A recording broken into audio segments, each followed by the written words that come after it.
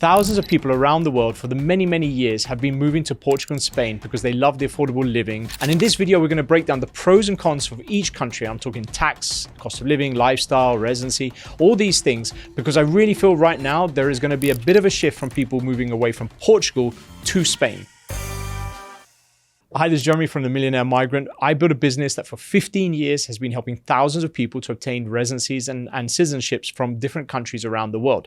Today, we're going to talk about Portugal and Spain, which I'm a Portuguese resident and investor, but also I speak Spanish and I have Spanish ties, and I know very well both countries. So we're going to put them side by side and be able to use a lot of the research we've done about the different benefits and go through that in this video. First up, we're going to talk about Portugal. Now, I'm a Portuguese resident. I've been very public about it. I was in the national news in some countries talking about it, and because I really think it's a fantastic country. The problem we have is that as of today, it is a victim of its own success. It's been extremely popular, and I have to say that as a company that has provided over 250 applications to Portugal alone, close to 300, we've kind of contributed to that, but we are not the only company that has been bringing business there, and some people have been going on their own stead. Now, the reality is they are paying the price for this because there's a huge backlog and a lot of people are getting frustrated. We're having a lot of calls with clients saying, I want to look at something else. And so that's why we're going to talk about Spain. And the fact is, Portugal is a victim of its own success. And I think it's a fantastic country. And I won't go into more detail. You see, I did videos talking about how much I love that country, and all of the benefits, if you put it side by side, are fantastic. However, things are changing. The NHR that I did is no longer in effect. You've got the 2.0, which is less attractive. The cost of living has gone up, not to say that it hasn't gone up in other countries. Also, they're mentioning that they're discussing in Parliament that they'll be extending the path to citizenship from 5 years to 10 years. So all of this is coming together, and now there's a little bit of dissatisfaction, and people are saying, well, what if I was going to go to the other side of the Iberian Peninsula and go to Spain? Well, what are the options there?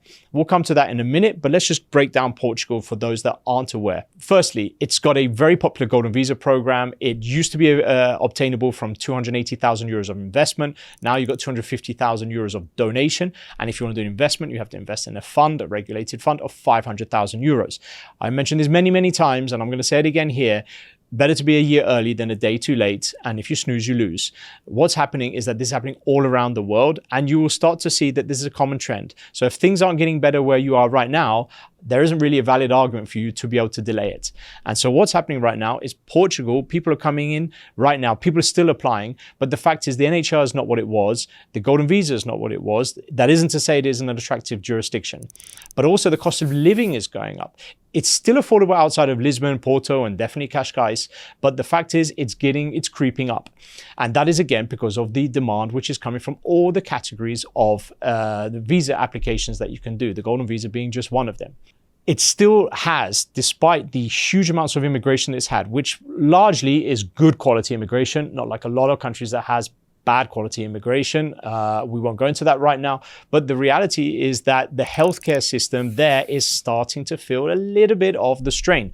But it still ranks very high in terms of the ROI that you'll be getting. You can get private plans, you can get free healthcare as well through the benefits of being a resident. The lifestyle is very laid back, very easygoing. The people are extremely hospitable. It's got a huge hospitality industry. I've found Portuguese people by and large to be extremely, it's a great place to settle if it's your first time moving overseas. But you also have a lot of safety. Again, a major issue across all of Europe. Portugal today, and I hope it stays the same, is still largely insulated from this. In terms of the climate, pretty much the same as you get in Spain. The difference, you've got that Atlantic wind coming in, and so the sea is a lot chillier than you go to when you go to the Mediterranean side of Spain, and that's something which we struggled coming from the warm waters of the UAE, and I don't want to go back to the cold waters of UK. The options you have in terms of the residency, you have the D7, which is the passive income visa. So we've done that for a lot of clients. Actually, some of the guys in our company have also done it themselves. So that one, you just need to show that you are self-sufficient. That's 870 euros per month in income. And then and that can be, you can just rent a property, you can buy a property, but you need to show that you're self-sufficient. And again, leads to citizenship within 5 years, unless the legislation changes. You've got the D8 digital nomad visa, extremely popular with a lot of digital nomads. Now Lisbon is becoming a real kind of community of digital nomads. So that is an option. That one, you need to demonstrate 3,480 euros monthly income, and that's attractive. Then you've got the golden visa. Now, typically the golden visa people aren't actually moving themselves there. That's the reason why it's golden, because you don't have to go there. But a lot of people have been buying the real estate over the years, and then some of them who are doing the fund are also buying the real estate, even though they don't need to, because they feel that Portugal is a place that they want to take exposure just as part of their overall portfolio. And this is happening in a lot of parts of Portugal. Downside, as I mentioned, is the legislation, which it hasn't passed. It may get struck down, but the fact is it's got a lot of people concerned, because if you add that to the large delays that are being faced by a lot of residents, we're talking about 3 years now, it's getting to that point. The fact is people are still applying, because again, if you put it side by side, especially in terms of the golden visa category, Spain is closed. Greece is largely faster, but it doesn't have a lot of the things that Portugal has in terms of a clear path to citizenship, and B, also some people just aren't that particularly keen on Greece for a number of different reasons. But the fact is Portugal still attracts a lot of people. Now, other than that, the bureaucracy is driving people mad. Not to say that Greece doesn't have it and Spain doesn't have it. It's a European thing. It's definitely a Southern European thing, one might argue. But I also think the language as well, I personally find that if you Spanish, is probably closer to Latin than Portuguese. And I think some people will actually find Spain will be easier to learn. It's my own personal opinion, but we have clients who've learned Portuguese and got the passport. The infrastructure as well in the rural areas is going to be a lot less developed, but it's a small country and you can manage. I think it's fine. It's great that you'll be able to get around. I find that if you just stay on the left-hand side, the western side, you've just got the train that goes all the way from Faro to Lisbon, stops off in Aveiro, which is very underrated. You need to check that place out, and then go straight up to Porto. Summers are hot when you get to the Alentejo regions, especially Algarve, not so much, but Alentejo is super hot.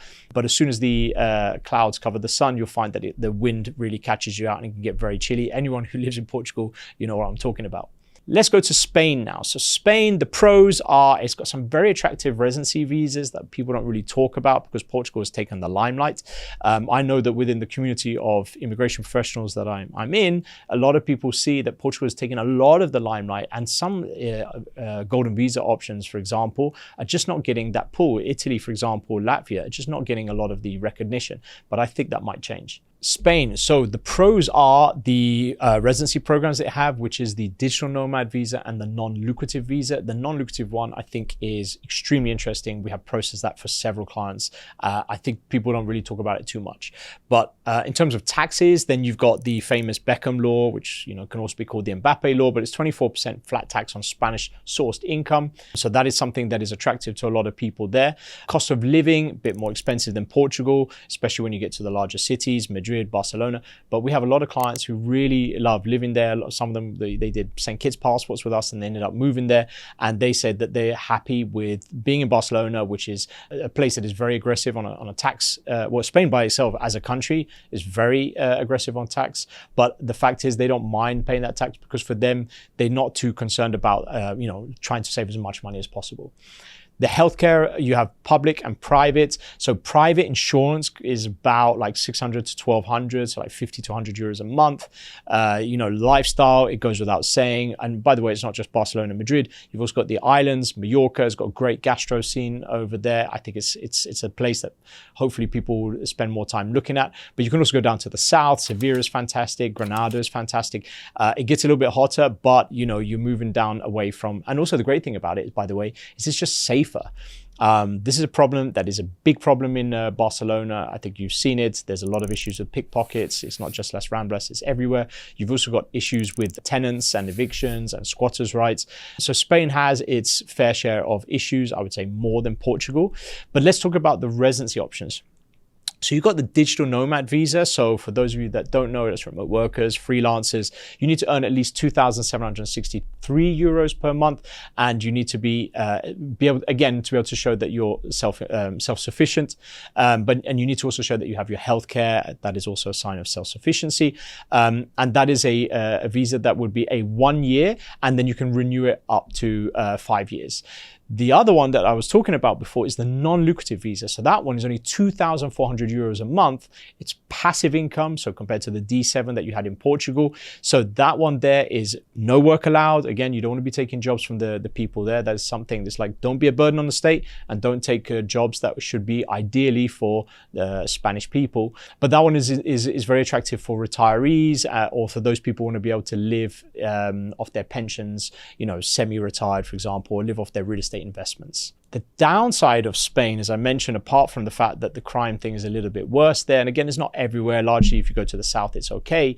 But the thing is, the golden visa program got closed. There's just way too much pushback. The government there is socialist. If you look at Portugal right now, like you've got Chega, a party that is coming in, which is, you know, going on very much like a lot of countries, which is foreigners out, immigrants out. You know, they're the fault of things. Whereas in Spain, it's foreigners come in. The thing is, foreigners come in is all types of foreigners, legal, illegal, high quality, low quality, but that is the government that you're dealing with, the socialist government. But with politics being what it is all around the world and people just wanting a change all the time, he probably won't be around, Pedro Sanchez, so it will be probably changed at some point in the future. Bureaucracy is notoriously slow, so nothing that's changing between those two countries. And again, if you would extend it to Greece and Italy, you know, from personal experiences from working in all those jurisdictions in my career, it was primarily within real estate, but then afterwards in immigration, nothing changes. July and August, forget about it. Go on holiday, don't send any emails, just enjoy your holiday. Nothing moves in those 2 months. In terms of taxes, you've got high taxes in Spain on pensions, unless you have specific residency and tax planning. There's no shortage of expat wealth managers, good and bad, out there that will be able to assist with you. But otherwise, in our offices here and through our network, we can assist. You probably might need to know a bit of Spanish in the other parts of the world, but other parts of the country. But I think that should be fine, you know, especially in the capital cities. Property prices are going up, but as you probably saw, it really made the news that they said that foreigners now, they really want to be able to charge foreigners that buy property in Spain 100% of the property value in taxes, which is nuts. And look, if the idea is to scare away foreigners to buy in Spain, just to be able to increase affordability for the local people, that's their right. I think that's fine. And I think that's okay. I think too much of the problems we have today is because you can make more money from just sitting doing nothing as assets increase in value rather than actually working. And I think, you know, I'll go a bit off topic, but I think that is really the main problem we have today. My personal recommendation, I try to be as impartial as possible because I have a lot of clients who've done we've helped to do Portugal, and a lot of clients that we've helped to do Spain. I think it's just right now is that if you find that you need to look at another option, DYDD, do your due diligence, have a look at the other options out there, watch our video about this, watch other sources, videos, look at other reading material to talk about the different options that are in Spain, because there's something else that might be of interest to you. Let's say your partner is Portuguese, like you moved to Portugal, you fell in love and you got a Portuguese partner, or you are from, let's say, North America and you have someone who can trace South American ancestry. If you were to go to Spain, the path to citizenship is only 2 years. So again, you could even be in Portugal, met someone Portuguese, the two of you could elope or run away or whatever it is, or move to Spain. Your path to citizenship is 2 years. So you don't need to stick around for the 5 that maybe become 10 years. So that's something else that some of you might want to consider. So I hope that this has been of value to you, but I think it's right now, it's like if you're already in Portugal and you love Portugal, then stick it out. Options are becoming rarer. They're not more new options coming out every single day. There are just more options that are comparable, inferior, superior. I did an article recently for Go Banking Rates talking about red flags for millionaire investors. If you want to have a look at that, you can go and check it out. I talk about this several times, and that's why I've started this YouTube channel. Is like I have a background in residency and citizenship, but I'm also an expat, also moved overseas, and my life has become exponentially better than if I had just stayed in the UK, just doing a normal job. And I'm so glad that I had that mobility and I became a migrant.